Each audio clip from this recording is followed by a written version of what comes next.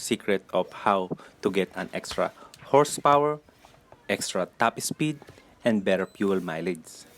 So, karamihan po ay ito pong airbox ng aerox ay binubutasan po nila para daw makahinga yung makina.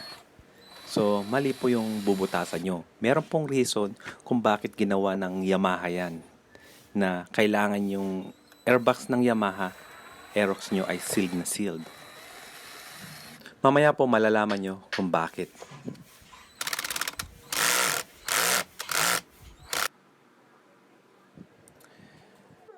Saka ito po, ipapakita ko sa inyo kung bakit mas maganda ang aftermarket air filter kaysa sa stock.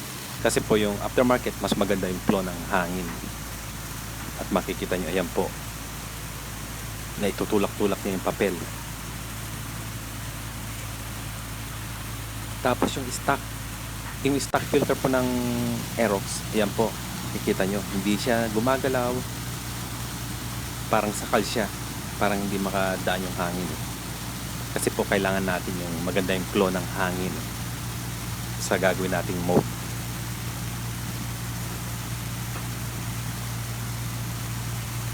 Ito po isang 3D model ng horsepower na nakukuha natin dahil po sa pressure ng hangin and sa gas. Ayan po, kaya parang may tube siya doon. Yan po yung labasan ng hangin.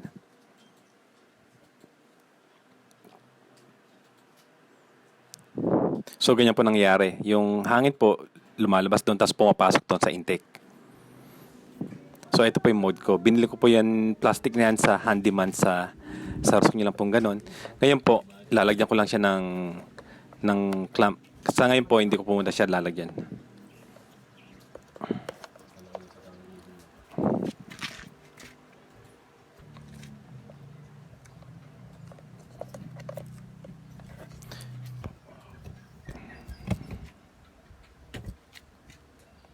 Salaw.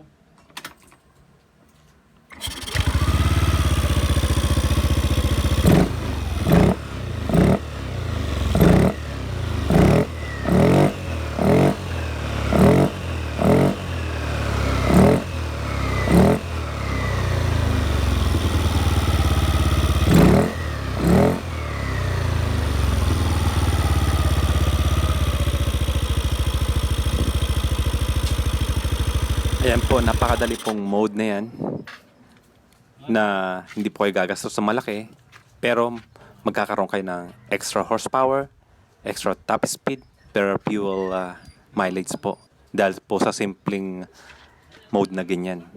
So guys, see you next time and peace out.